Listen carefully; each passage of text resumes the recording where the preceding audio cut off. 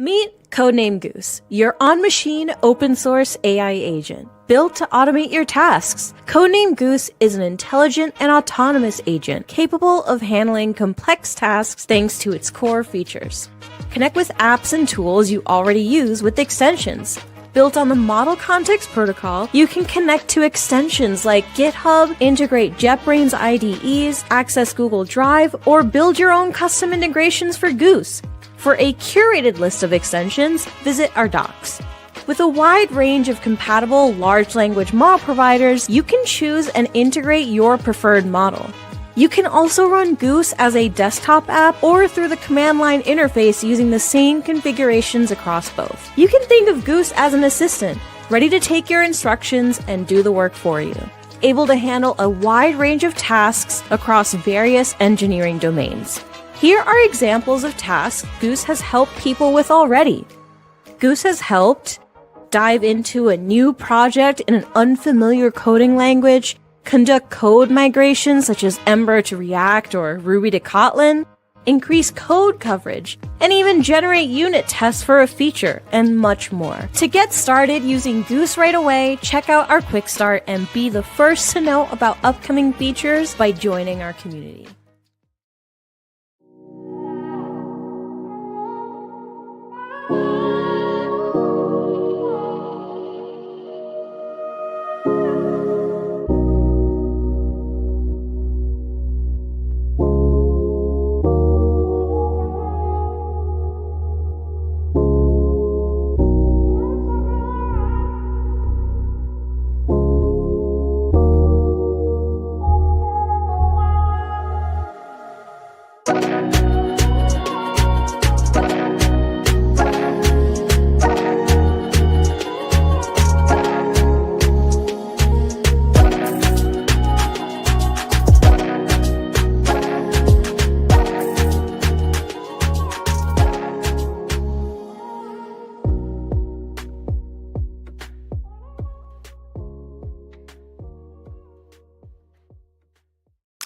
Happy Tuesday, y'all. Welcome to the Great Goose Off.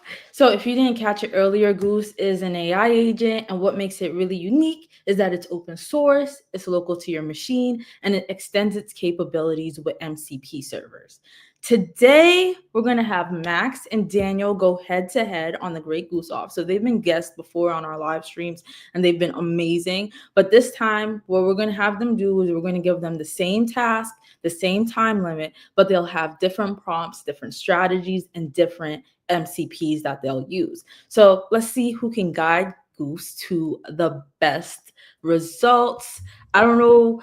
I'm like, should I have called this the Goose Whisperer? But the Great Goose Off is way better, actually. As a result, we'll be able, as like the audience, to like learn different prompts and tips and tricks from folks. I'm just gonna say hi to people in the audience, and then I'm gonna ask y'all a quick question. So, hey, Ace, Goose Off time. Yup. Hey, Aaron, I'm glad you're excited. Awesome. No rate limit exceeded. We'll see. We'll see, right? Okay. There's also tricks about that part, right? Ooh, yeah, we might be able to learn that from you. All right. Tell us, like, what's your number one tip for prompt engineering? Or I don't know if you want to call it prompt engineering, but prompting Goose. Honestly, I'd go first. I could say it depends on the task, but if you're doing like single changes, give it as much context as you need. It's for it to do the what thing you want. Like, specify the framework if you're doing code, of course. Framework, what you want, colors, everything. If you want a general explorational thing, ask it to make a plan and write it down. Because then, this is the tip for the running out of the context window, is what I do usually is I ask it to write a file with a plan broken down by individual steps. And then I start a new session, and each session I tell it to do only one point from that plan. This way, it keeps the context, and it still can do only chunks. 100%, dude. I'm basically going to do the same thing. And I would say one additional thing is like keep it thin. Goose thrives on ambiguity. So you have a task like in front of you, being overly prescriptive can actually sort of hurt the model's performance. So I tend to keep it light and breezy. Yeah. I love these tips. I didn't think about the plan. And I tend to be, okay, if I'm just doing a personal project, I'll keep it like, you know, ambiguous. I'm like, go ahead, do whatever you want. But if it's like a work thing, I get nervous and super specific. So I'm curious how it's gonna be for y'all when you have like more specific prompts. Okay, y'all. So here's how it's gonna work to the audience. Also, if the audience has any prompt tips too, feel free to share them in the comments. But so I'm gonna give you guys a task. I don't know. This is my first time doing this live stream, so we'll see. Like I'll improve on the task in the future. But I'm gonna give you guys a task at the same time. When I say start is when you start. I'll give you 7 minutes to complete the task. Max also added in an additional rule where he said no coding allowed. Literally By hand. five. No holding by hand. You're Yeah. a vibe. By Yeah, hand. I'm down with that. Vibe coding all the way. So Goose will do all of it. And then what else will happen? Oh, I'll basically be focusing on one person's screen. So basically like how like I like Lego masters and they're building Legos and you like go by one person. Yeah. Oh, what you doing? Yeah. So it's gonna be like that, y'all. And I don't have anything else to say. Wait, just tell me how we're all feeling right now. Scared, nervous, excited, ready to win. I don't know. Super I chill. am pumped. Pumped, super excited. Okay. Max pumpedness makes me pumped. Yeah. Okay, cool. This one I think is simple. So I want you guys to just build a drawing app, but the brush has to be shaped like a goose. And wait, don't start yet. I'm going to put my little timer on for 7 minutes. And as soon as I press start, then you guys can start. Okay, ready, set, go. This is a dope prompt. I would be shocked if we can accomplish this in 7 minutes, but I think we can get pretty close to having something draw something somewhere.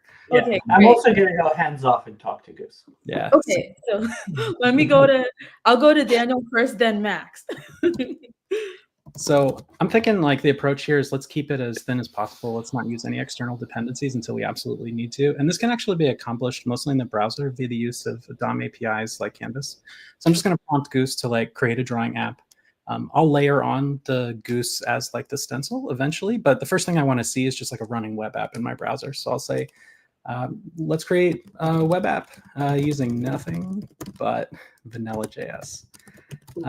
Goal is to create a drawing app similar to GIMP or something like, you know, just working with raw pixels. Right. Raw pixel data as a first step. Let's create a simple like HTML plus CSS plus JS setup and run it, you know, via local like file in the browser URL, and we'll see what Goose comes up with. This is usually enough to get it going. Yeah, let's see. While we're chilling, I'll just sort of like walk through what I think Goose is going to do. The first thing it's probably going to do is like bootstrap a project. I actually have a repo set up in my local, which is called Goose Off. There's nothing in it right now. So as this project like starts building, we'll be able to see, yeah, all these assets like start showing up. And eventually I'll ask Goose to go ahead and run it in my local browser, and I should be able to like refresh this window and see something. Perfect. And it looks like it's sort of doing all the things I asked for. It's starting off with an HTML shell. Looks like it's naming it sort of the way I would have expected. So if I ls over here, I should see, cool. All right, it even picked like a name for it. So let's cd into pixel draw and see what's going on. I'm going to ls. Dope. All right, cool. So we have our three like resources. And if you're familiar with model view controller setup, this is kind of that like standard web app approach where we've got like our skeleton for display. We've got all of the styling that will go into that. And then we've got the control aspect, which is like, how do we make this thing interactive? Because the goal, right, is for me to be able to like draw on this canvas. Cool. Right now, Goose, it looks like it's pumping out some CSS, which is pretty cool. It's got some initial JS here, and great, it's got a responsive canvas. So the next thing I'm going to do is actually load this in VS Code. And then I'm going to use a live server plugin that I use all the time. Ritwick Day, shout out, this dude's the man. This thing should actually boot up in my local browser, and it looks like I can draw. So amazing. Oh, that was fast. All right, yeah. I'm gonna go on ahead to see how Max is doing. Awesome. That was really fast. Yeah. This is amazing. Okay, I am really behind, but hey, there it is. It just finished. I was just talking to it, and this can do colors, clear, erase, and all the things. And I touched nothing. I just talked to it. Wow. What are some and of the it's prompts talking you back gave? to me. What are some of the prompts you gave it? I literally just said it. There we go. I said, "Hey guys, I want to create a cookup drawing applications like Paint or something. Just do it." And it says, "Okay, I'll do it," and run the browser. It just did it. Oh my I just vibed it into existence. Oh my goodness. We have a question here I'm going to start with you. And someone said, can you share your setup and plugins? Yeah, of course. Let's do this after this. Oh yeah, I'll throw you off. finishes. Keep going. My bad. The only thing right now I found the issue with the voice stuff is it takes much longer because you can't actually interrupt it. So it talks right now a lot, and it takes a lot of time for that. Could you do like a... Hey, Goose, can you please make the cursor when you're drawing look like a goose? It could be an SVG probably you can draw. Let's see.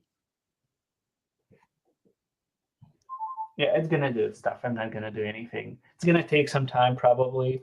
And yeah, as opposed to Daniel, I just decided to go full hands off. Wow.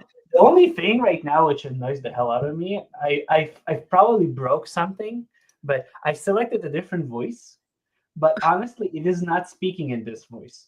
It is speaking in a voice that selected itself called AF Nicole, which is a whispering kind of like this. Oh, the sultry voice? Oh, yeah, no. And I can't change it. And it's just, I'm going to create a web browser Paint app for you. Is that okay? I'm like, no, can you please just, this is not appropriate. ASMR vibe coding.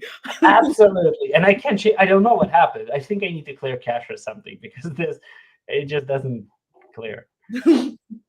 Okay. But yeah, it is doing its thing. It's updating this team. It's creating, as I can see, it's creating canvas. It's creating proper thing. It's going to reload it once it's done. And yeah, okay, let's reload. And it takes a screenshot to see what, not the right page. But let me refresh it. It didn't do it. It didn't do it. We have 1 minute. Oh, wait. Well, it tried to do a goose. Does it look like a goose? It looks like a piece of a goose, I think. I guess so. It's trying. Yeah, let me see. The goose cursor SVG. It's not great. It did a cursor, but it doesn't look like a goose. We have 40. I'm going to check in with Daniel, and then absolutely both you guys. Yeah, it tried. It tried to make something. It did an SVG, but hey. Let's see Daniel's. All right, so we're cooking. Yeah. We have a goose. This thing is absolutely hilarious because when I drag it, it actually stamps a goose at every stage, and it kind of looks like a centipede. But you can see the little goose. Those are geese. Oh, I thought. Yeah, I'm gonna blow it up a little bit so we can see it. See the geese? Oh, they have little feet and stuff. I thought those were caterpillars. I was like, I know, right? It totally looks like a caterpillar, and it only works on drag right now, which is kind of hilarious. But sort of like a goose centipede hybrid. But yeah, I sort of doubled back because Goose was doing almost everything that I wanted, but I just wanted the Goose to be a little bit more like goose shaped and have a little bit of different color, like for the feet and head. And yeah, Goose sort of handled all that pretty straightforward. So ideally, the other cool thing is I can make different size geese. So I can have babies, and I can have just some absolutely massive boss goose over here. So, cool. Yeah, we're doing it. I know this was great. I'm gonna bring you definitely won. You definitely won this one. No, dude. Mine tried to do a cursor, actually, as Rizal asked, not the paint. Oh, wait, you said brush, right? And I said cursor. I made a mistake. However you interpret it, But the main thing is we both achieved a paint app in minutes. 100%. Where it's fully hands off, and I even fully hands off. I even talked to it. Totally, with zero dependencies too, which is the dream, right? I'm gonna actually turn off the voice. It was a bad experiment right now because honestly, it was way too sultry and all. So Also, I'm shout just out gonna. Roselle for like this is an amazing prompt because it Yep. was actually doable in 7 minutes. Like I'm shocked. You're killing it. I was scared. I was like, I don't know how this is gonna go. Y'all might be like, this was the worst prompt ever. It's gonna This was tight. Yeah. be harder. This was level 1. Yeah. Right. Wow. I'm excited for level 2. This is going to get serious. Right. let's answer some of the questions in the chat. This was great. Y'all did an amazing job. I feel like if I'm like, oh my gosh, pressure's on, there's time limit, everything leaves my brain. Okay, so first off, someone asked, is this a web app or a native application? Oh, that's a great question. Yeah, this is a web app. To convert to a native app would actually be pretty straightforward. And Goose is amazing at like one-shot conversions like that, framework to framework, language to language. So it'd be very easy to like cast this as a KTOR application that's Kotlin driven and like have it actually run on an Android device, for example. I think the question was about Goose itself. Oh, okay. Great take, Max. So yeah. Goose, if the actual question was about Goose right now is it's an Electron app. So it's kind of a native web app, which runs in your machine on Mac. On Windows, we're still working on it. I'm like putting a lot of hours into making it work in Windows. It's almost there, not particularly, but we'll be there. And on Linux, you can have the CLI probably as a better choice. Goose heart. And people want to know, like somebody said, what MCPs are y'all using? Somebody said, can y'all share your setups and plugins? So who wanted? Well, Daniel's take it away, Max. Oh, or yeah, I can answer this one. and I'll let real thin. I don't run a ton of MCP servers, to be honest, until like I have a task that's focused on that. So mostly I'm working with something called like the developer setup, which basically gives Goose like access to my local file system, so it can like read, write, do IO, etc. Other than that, like there's a computer controller, but I tend to just have Goose like do screenshots if I need it to inspect like visual artifacts. Oh, so you're minimal, okay? Yeah, I'm super minimal. Matt, yeah, for me, I usually run these three: memory, developer, and computer controller. Developer is self-explanatory. That's the main Goose tool to do stuff. I also enabled JetBrains for this stream to be able for Goose to open files in my JetBrains IDE to show it. It is okay, but it's not polished yet. Go ping JetBrains to do a better job at that. I also enabled speech interface for this one. I often use it, but not for coding, like more for discussing things, some designs and analytics. Because for coding, I noticed that sometimes the speech recognition can misunderstand what you're saying. So misinterpret things. And for general vibing, it's better. And memory is one of the, I'd say, hardcore ones I use a lot because I ask it to remember a lot of things. Memory is amazing because it remembers names, it remembers things you like to do and don't like to do. I tell it never commit changes until I allow you. Huge. And it can do it, and I don't need to change this to smart approval mode. It can be still completely autonomous, but it's not going to commit. And it allows me more fluid approvals and just help. So yeah, it just remembers a lot more. That's such a smart take. Yeah. I like the memory one too. At first, I was like, I don't see the point of it, but man, it's been amazing. Someone was asking, I guess they're new to Goose, so they're like, I don't even know how to get started with it. Listen, you gotta go to blog.github.io/Goose, and then you'll get like the documentation. You'll get linked to the GitHub. You can download it. As you saw, Daniel's using it in the CLI, but Max is using it the desktop app. So you can download whichever one is your preference. I think I'm going to give y'all a quick break, well, like a commercial break, and then we'll go back and do the next challenge. Okay. See you, sure. Automate everyday computer tasks without writing a single line of code. Here's how to plug and play. Enable the built-in computer controller extension. Now, let's play. Goose, I'm so tired, but I still have a lot of work to do. Can you help me while I decompress? Alright, play some classical music and dim the brightness. Then can you do some market research on popular AI models and organize that data into a CSV? OMG, Goose just set up my workspace, gathered key insights, and organized everything in a CSV file. Thanks, Goose. To get started with Goose, visit block.github.io/goose.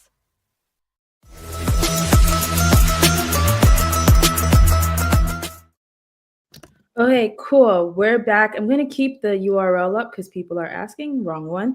But the new task, y'all. Let me take this off the screen. The new task. I'll give you guys 8 minutes because I was like, maybe this is crazy. Build a desktop app that sets your wallpaper to a random Git commit. You might not be able to make this. I don't know. Let's do it. I love this idea. When you say desktop app, like, is it cool for this to be basically a script that just like changes my like wallpaper? Or some UI is needed. I'll let you interpret it how you want. I was thinking Electron Toria, but I'm gonna let you and Goose interpret things how you want. And I actually didn't ask the audience to vote. Who do you guys think won in the last round? All right. That's Daniel. That's All right, this is going to be fun. Cool. Electron. I haven't done a ton of work with Electron. One more question before we start. What do you mean setting the wallpaper to a random Git commit? You mean a screenshot of a commit? What do you mean that? However you want. Go ahead. It could be a screenshot. It could be just Word. Whatever. However you and Goose want to interpret it. Awesome. Is that scary for you? Nah, I love this idea because I have like an approach in mind. Yeah. Okay, cool. I'll give you 8 minutes starting now. I don't know what you're thinking, Max, but I feel like scripting is the way to go with this one because I've got GH off in my local, so I can pull commit like information in. I do. I have GH, but you can build it in under the UI. Totally. Yeah, the UI aspect is pretty wild. Cool. I'm actually going to start a fresh session for this one because I don't want the previous context to like sort of get Goose hung up on what we were doing before. I don't know about you. Awesome, but I am going to build it in exactly the same spot. I'll go visit Daniel first so we can see your screen, and then I'll come back to visit Max. Awesome. Yeah, so I'm thinking we want to build, we'll start with script, and then if that's working, then we can sort of upgrade and go for that like full-on desktop native app. So let's build a script that will pull a random commit from, I'm going to say public GitHub. That way I don't surface any like internal block info. But I'm going to pull a random commit from public GitHub via GH. GH is like a local command line interface wrapper over GitHub operations. So shout out to GitHub who builds amazing tools. Like this GH thing is seamless and it's already auth, so it'll have access to like SSH and open internet, just like pulling all the info that they make available through public APIs. So I'm going to go ahead and grab that via GH. And the first thing I want to do is just like incremental steps toward the final product. Let's see if it can just write this commit to like an image and store it to my local file system. Once that's done, I think the next step is like, let's make that image get picked up as my desktop background. So cool, let's build a script that will pull random commit from public GitHub via GH and create a pixel. Nah, I don't want to say pixel again. It's going to get like kind of into the same territory. I'll just say create an image from it. I'll say dealer's choice. One of the really fun things about models is that they have a ton of like insight into like just sort of like natural human idioms. So I can say all sorts of things to it and it'll totally pick up what I'm after. So yeah, let's see. Keep it thin, keep it light and breezy. I'm always interested to see like where Goose runs with this sort of thing. And it may choose to put this like in a new directory in my local. I'll be sort of able to keep tabs on this and inspect it like via the terminal. For folks who are like sort of site reliability engineers, you'll notice the little reliability next to my name down here. I sort of live in the terminal. So this is very natural for me to be sort of goofing around with Goose and have this live to the side. Cool. So the first thing it's going to do is like validate that it actually has access to the tool that I want to use. And let's see what's going on in the background. Okay, cool. Yeah, looks good. It was able to expose a token. Shout out to the Goose team for making sure that any like private key information is masked. I didn't even know it did that. That's right. Smart. Yeah, I'm actually really glad it did because I didn't think about that before I did this drop down. So that's amazing. Awesome. And okay, cool. It opted for Python. I'm fine with that. One thing that might get a little tricky here is since I didn't prompt Goose to avoid external dependencies, since I'm on like a corporate computer, there may be issues like getting a hold of the thing that I want, but I really do like that it's opted into ASCII art, because ASCII art is dope. And it's also going to be kind of like minimal on the external dependencies. So let's see. Oh, awesome. Okay, it had absolutely zero problem like pulling the info it wanted. It looks like it's writing some cool stuff. Why don't we take a look at the code and see what's going on in the background? I'm going to go ahead and actually close my VS Code instance ls here to see what's going on. Dope. And then I'm going to go ahead and actually just load this Py file via VS Code so I can see what it's writing. Man, Goose is prolific. This is like the biggest value prop of using Goose, is that it can just generate content. And most of the time, zero shot, it just works out of the box. So I kind of feel like this is going to work. Great, it worked. Whoa. Thank you, Goose. It looks like it actually created an ASCII. What? Yeah. What are your bits? It said it's so sick. All right, so it wrote an ASCII image. I have no idea what this is, but like it's very clearly organized. It's got like a mixture of glyphs that's creating something. I would love to see like what this image actually looks like. All right, this is hilarious. What I love about this is that there are a ton of like F-word themed computer science things. Like there's a language called Brain, you fill in the blank, which is like entirely composed of like 8 symbols. So I'm really glad that it chose this library, because I think this is really important to surface on the live stream. Yeah, and it created an ASCII art pattern based on the commit hash. So amazing. Can we go ahead and generate a screenshot? I'm going to visit Max while you're go for it. Go for it. I think we're in a good. Hey, Max, Hey. how's it going? I have the app ready. It allows you to choose the language, search minimum stars, auto change for 30 whatever time period you want. And the only thing is, it basically what it does, it opens Safari and it looks for. You can see it gets stuck for a second. It loads a random page. It takes a screenshot, and it's gonna put it on my wallpaper. The only thing it still fails to do is to put it on my wallpaper. There's a bug there. Okay. So it's almost there. 2 more minutes. Or I 2 think minutes and 25 seconds. Yeah, it's already almost there. It also, what I want to point out, that initially it went for a script. It created a script which used Apple script for integration and some shell and GitHub CLI. And then I'm like, I want to wrap it up into an app. And it's like, okay, I'm going to build you a PyQt UI to do this. And it did. So yeah, I'm waiting for it to fix the bug. It's going to debug the script and see what's wrong with it. So for yours, did it get commits from your personal GitHub or from No. Random public repo. Oh, interesting. With a specific language in mind. Oh. So I can choose if I want specific language. Okay, switch to Chrome. Added more screenshot verification. Okay, let's try. Okay, I want to go for Rust today. Ooh. And starting load successfully. Starting wallpaper change. Oh, it made him disappear. Oh no. Oh no, did we lose Max? You know, honestly, maybe Goose was like, we got to take this offline. It's getting serious. Yeah. On my end, Goose has like implemented a way of converting like pure commit hash information, which is just like a random string of numbers and letters, into a high-res image. And it's actually using some of this like embedded information to generate the color scheme. So right now it's running in a Python virtual environment. And I think what we're going to see once this stops running is like a new background that is more than just ASCII art. So I'm kind of psyched about this. Really, really curious. And by the way, again, Rizal, like amazing job on these prompts. Like this is a really fun and actually doable task in the time frame. So crushing it. Yeah, 2 for 2. Amazing. Yeah, and it's working on a high-res wallpaper. I don't know if I was live when all of this sort of like snapped into being, but one of the coolest parts about working with Goose is you can actually see your code being like rewritten live.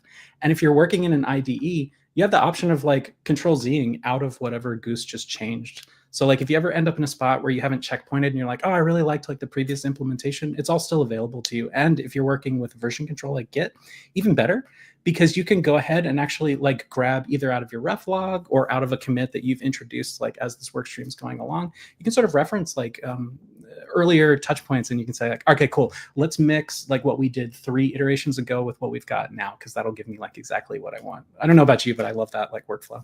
I use version control so much. I'll be like, hey, can we go, just like you said, I'm like, can we go back to it? I feel bad that Max got dropped off, but I see him again, and I'm sure he'll be back. We reached the time limit, but maybe I'll give you guys a bit, maybe 1 more minute. Okay. He dropped off, and since yours is still working on it, let's awesome, Max. Yeah, sorry. That's okay. That was Goose actually being an idiot, because it was like, okay, to make sure I'm gonna close all browsers. I just closed all browsers, including StreamYard. I was like, no, my friend, that's not good. So yeah, it went silly. That's all right. I've heard that Daniel wanted to go for ASCII art, but I want to actually have an actual screenshot, so I'm really working on the actual screenshot to work. You're doing amazing. 30 seconds. I put 34 seconds now. The fixes I made. Okay, if this will work, this will work. If not, not. Let's go. Rust. I want Rust. Come on, Rust. You can do it. I wonder what type of commits they have in Rust. Let's see. Oh, that's a big one. Yeah. Hey, I got a screenshot and I got a wallpaper. Oh my god. Okay, now we can bring us all together. Let's bring everybody together, and let's add Max back here. All right, y'all. Who wants to share first? Okay, I can go first. Yeah, you got this, Max. So what we can see Gus did is actually very similar to what Daniel requested, but it went a different route because I asked it for a screenshot. So we have the wallpaper script, which actually uses a lot of GHCLI and computer controlling, which it uses AppleScript to open Safari with a specific size, load the page. Then it gets the ID of a window, takes a screenshot, saves the file, and then sets that wallpaper to that temporary file URL. And as you can see, this is here, and it worked. And I hate it, but I'll change it back. But I can now choose the language, and it can change the amount of stars you want on the repo to search, and enable an auto change every whatever minutes. So I think this is a success. It's a native app with a UI. All you wanted. You guys can't hear me. Sorry. I was saying I think this is success too. Let's go. That's so sick, Max. Yeah, nah, you definitely took this round down. I have some like, weird looking ASCII art on my desktop. I don't know if you can see yourself, but yeah. You will need to drop down the windows. Oh damn! Oh wow! No way! Wow, that's sick. Okay, this changed like literally while Max was talking. I have no idea what just happened. It used to look like this, but I guess Goose was still working in the background, and it turned this into that. So I'm like really happy about this, because you can see here's like the Google Cloud monitoring adapt front end to the new API format like hash that was used, and yeah, this is sick. Wait, Goose is so this is modern art. This is like modern art. Yeah, I'm like, you can put this in a gallery with this title. Not gonna lie, like this is actually kind of insane. This surprises me all the time. How did this even happen? I wish I knew like what happened. I literally had this all like minimized. Can you run it again? Yeah. Let me give it a shot. It took Goose like literally forever to accomplish this, but you can see here each time you run the script. Cool. Let's I'm just gonna say like amazing work. This is totally blowing my mind. Goose loves positive reinforcement. Yeah. Can you go ahead and run this again so we can generate a new background image? The current one is dope. All right, so like I don't know how long this is going to take, but that was see. While it's doing that, we can look at the comments. So for the first round, people said Daniel was their favorite. But for the second round, people are saying Max wins round 2. But still a good effort from Daniel's Goose. It never gave up. And to think this is the worst Goose will ever be. Okay. Right? I feel like Goose is the real winner here. But Max, yeah, you totally crushed that one. That was so sick that you had a whole UI like functional too. That's amazing. I have no idea how long this will take, but like, who knows what's gonna happen. I don't know how y'all did it in the minutes. Like, as I was writing the prompts, I was like, I'm wild in this. But good job. Let me see if there's a couple more. There was somebody was saying, like, what kind of strategy in Goose would you propose to download online content, such as websites or videos locally? I feel like Max is going to know. Like, honestly, we're still iterating on it. There's a new tool being worked on which allows for indexing better. We have web search, several web search tools. The problem is it literally just spits out the whole file back and it overwhelms the context very fast. So there's some work on downloading but not returning it back to the agent immediately. So like a web scraping tool with some summary. So I would think I would look around for MCPs that do specifically that. That would be the best, because if you do this with raw Goose, it's going to run out of tokens like that. Yep, I agree. And that's one of the like biggest caveats about working with Goose is as soon as you see a context window, like situation that might blow up, like try to have Goose write you a script to do the work like offline. That way you're just not like hammering the back end. Especially if you're paying for the tokens yourselves. Max and I are in this amazing situation where like Block's footing the bill for this.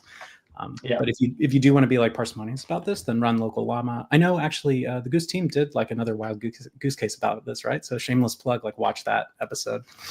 Yeah, you can do local. It's a bit wonky right now, but it's getting better. New models come out every day, and new hardware, which is very important.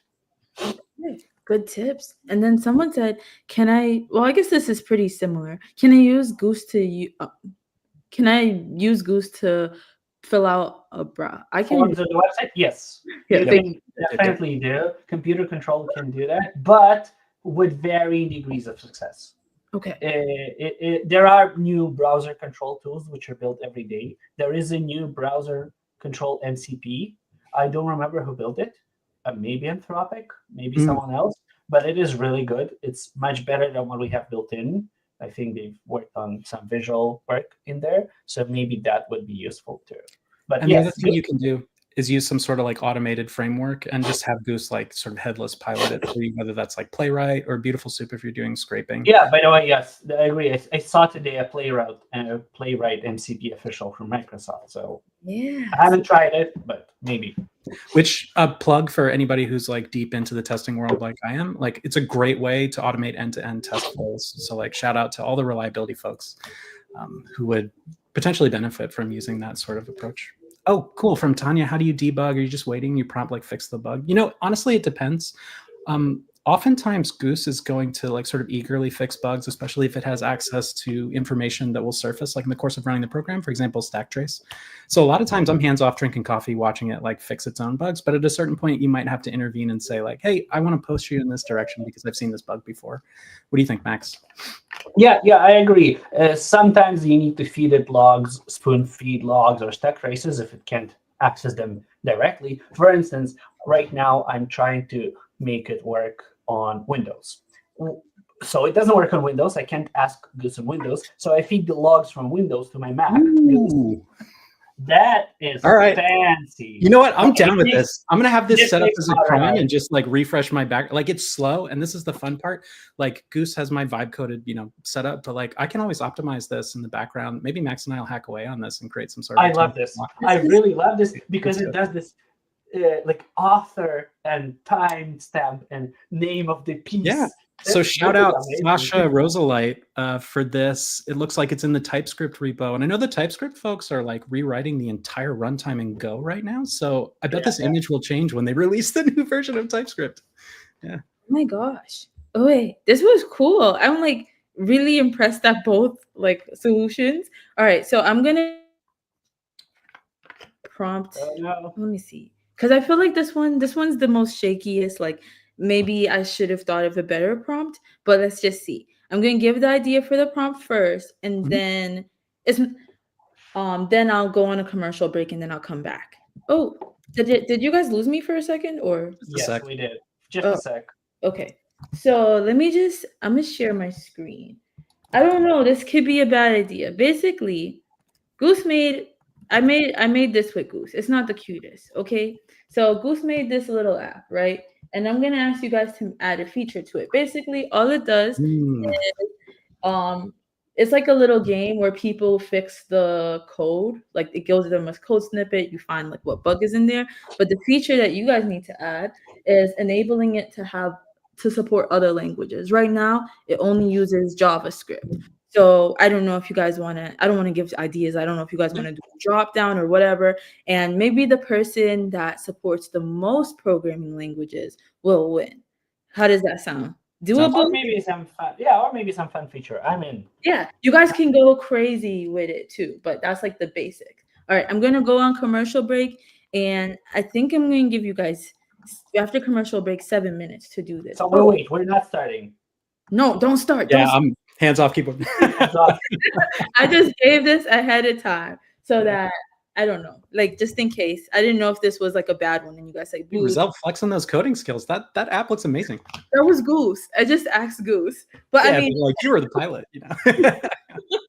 Okay, so I'm gonna put the commercial, and then when we're back, we'll get started. Awesome.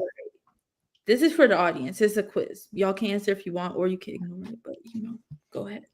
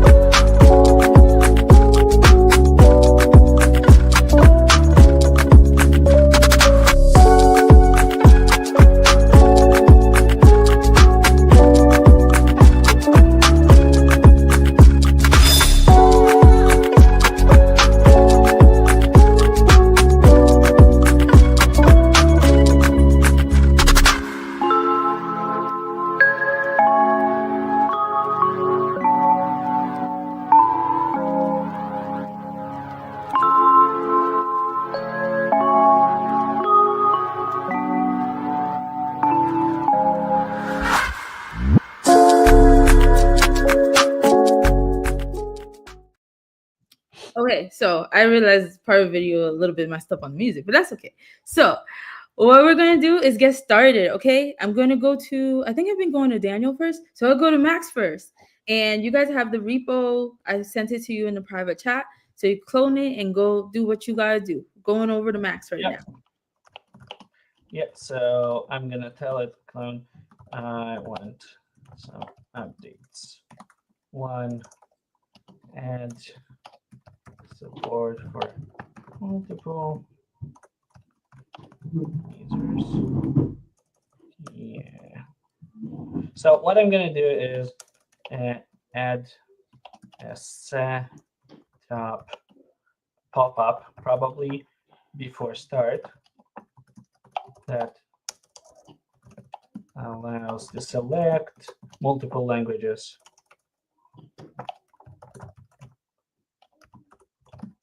Okay, we'll go with this first. So I'm giving it literally nothing. I'm just saying it, clone this, look at it, add support for multiple languages, and set up a pop-up. That's it. So I'm just literally going to do nothing. Honestly, for these types of things, I noticed that Goose is really good with 3.7. Oh, this is 3.5 right now. It's going to be fun to see what 3.5 is going to do. It is just simply natively good and analyze things which it can fully put into its context. So I am trying to give it as little as possible direction initially. I want it to read and understand, and then once it implements something, then I can give it more specific instructions. I find that initially, if I give it too much instructions, it kind of stops exploring itself, I guess. So we'll wait for now for it to read. And okay, so it understands the code base, so now it's just gonna go with it. And you can probably see that it copied it into Lovebug here, and it already adds language bugs here. And let's see what it does. Let's do this by directory so we could see what's happening under Lovebug. It added one new Python. What else do we have? Java. I want more JavaScript. Okay. Let's see it first build this, but then I'm going to just ask it to add more and more languages. Rizal, you are muted. Muted. Sorry. Yeah. I thought this was going to be harder for Goose because I don't know, like it never, and you've never been in this repo before, but this is interesting that you can just do like. I still haven't been in this repo. Yeah. I have no idea what's happening. Yeah, this is the power of Goose. You can now just, send it to fix things for everybody everywhere if you have tokens, and it's gonna populate your GitHub with so many contributions. So I've seen this thing on LinkedIn where somebody posted, like, if your GitHub doesn't look like this, don't apply for senior engineer. That doesn't apply anymore. I can fix it with Goose. I can fix 3,000 repos, and I have like 5,000 contributions a day, humanly possible, but I haven't touched anything. So, times are changing. You need to be smart, not work smart, not hard. Yeah, it's a whole new era. You just need to be able to prompt. You don't even need as much. I mean, I can tell you that prompting, yes, but what I see is if you understand what's happening, then it's you can guide it. This is where the juice comes in. You need abstract thinking. Once you can do architectural abstract thinking, then the things become very, very good because you can understand what it's doing, guide it into correct architectures, safety features, and whatnot, but you don't actually have to do the grunt work. So blah, blah, blah. It's installing dependencies, and it's probably going to run it next. I think you should check on with Daniel and see what's happening there. Daniel, let's go over to you. Yeah, I see you got something on your UI. Yeah, so I think I have support for every language in existence right now. Oh, wow. What the? I just told Goose, like, can you just add like every language on the market? Probably pick like the OS like top 50. This is kind of sick. And I did a workaround here because I wanted it to be fast. I swapped out the React implementation for Vanilla.js because I didn't want to have to deal with like dependency blocking or NPM. Like I'm running in an environment where I have to deal with like a local artifactory mirror. Okay. I mean, I can literally like change this to OCaml, which is kind of sick. Here it says I'm missing an implementation, which is fine. This is actually kind of hilarious. It'll like rewrite the code block for me in SQL or T-SQL. So shout out to BI folks. This is interesting where it's saying it doesn't actually know what T-SQL is. So I could have Goose like prompt me to go find that, for example. Crystal I've never heard of, and it looks like it doesn't either. I'd be super like shocked if there were a Prolog example, but like it handles Rust. It handles C++, it handles WebAssembly. It doesn't handle WASM. That's actually really interesting. The CSS implementation would be kind of hilarious. And you can see that some of the languages which aren't even like Turing complete, like HTML, it still found a way to represent the code blocks. So like Goose is kicking butt on this. I'm pretty interesting. Good choice on going to vanilla JavaScript because Thanks. By the way, again, amazing like choice to have us hack away on this. One of the things I love about Goose is that it'll always give you like a sort of a choose your own story narrative at the end. So here it's saying like, can we have more specific code snippets? You want syntax highlighting? Difficulty levels is kind of interesting. Like maybe you're using this as sort of like a Duolingo setup and you want to like test your knowledge of Rust, then maybe you could have this game like sort of sharpen your knowledge of that particular language. So yeah, I'd actually love to see syntax highlighting. So I'm just going to say like, hey Goose, you're crushing it. Let's go ahead and add syntax highlighting. By the way, I throw emojis in there. I was just saying, you put a smiley face. Yeah. There's been some like research done on this on the side. Like LLMs respond really well to keeping the context like positive. Not to say that they break down in the other cases, but there's something about the semantic element of the context window that actually improves or potentially like negatively affects the outcomes that you get. So I also personally find it fun to just like talk to Goose like another person. And if there's a robot uprising, I know I'm in like decent shape. That's like half joke. You're in good standing with us, Daniel. 100% serious. Awesome. Oh, this is so dope. Okay, cool. So now it can actually like, I can play the game. So I scored 1 for that. That's amazing. Return null is not the answer. So I lost a point. That makes a lot of sense. Let me try this with TypeScript. Yeah, so basically the game now, it's like, is this correct TypeScript? And in this case, interface heart, status, string. Yeah, we need semicolons after each line. So I scored 1 for that. Let me try Go, which I am not super good at. Oh, good. It doesn't actually have a Go example off the top of its head. I don't know Zig either. C++ will be fun though. Bug doesn't fix the broken heart. Yeah.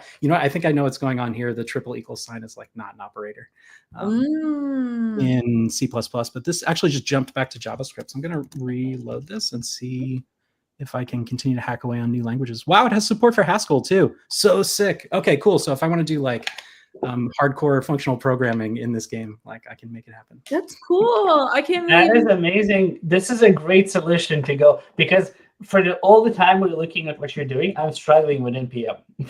All this time. Oh, it's still installing? It did install. Now it's trying to run. Oh. It's not being happy, and I had to turn off the VPN at the same time. And yeah, blame it on Block. Dude, totally. Yeah. And sometimes we're just at the whim of like our local environments, and the non-determinism of LLMs too. Like you never know what you're going to get out of these things. But yeah. Unfortunately, I think I have to succeed here. Let's try to run it manually. npm run. What do I need to run? What are you running? Dev. Yeah, let's do dev. Let's see what happens. I'm gonna run it, and that's localhost. Go. And that's the love bug, and I think it broke it. That's the beauty of this, though. We see what happens with it. 2 different people. You could give it the same prompt, and it'll still do something. Okay, common bugs is not defined. Let's make it fix it. Oh yeah, this is actually awesome. I managed to pull the whole thing. Yeah, but maybe we'll get something. I wanted to stick to the I don't know, what do you call it? To the challenge and modify, not rewrite. But I guess sometimes it's better to start from scratch because as you all can see, I'm still stuck. But this is 100% how the day job goes with Goose. And honestly, I learn more from Goose, like sort of barfing in these situations and then finding a workaround. Like it'll propose a new library I didn't know about, or it'll like identify a part of a stack trace that I had no idea was relevant. So I learn as much from Goose, I think, as I get like actionable results out of it. And it's in that way, like kind of an amazing rubber duck. Yeah.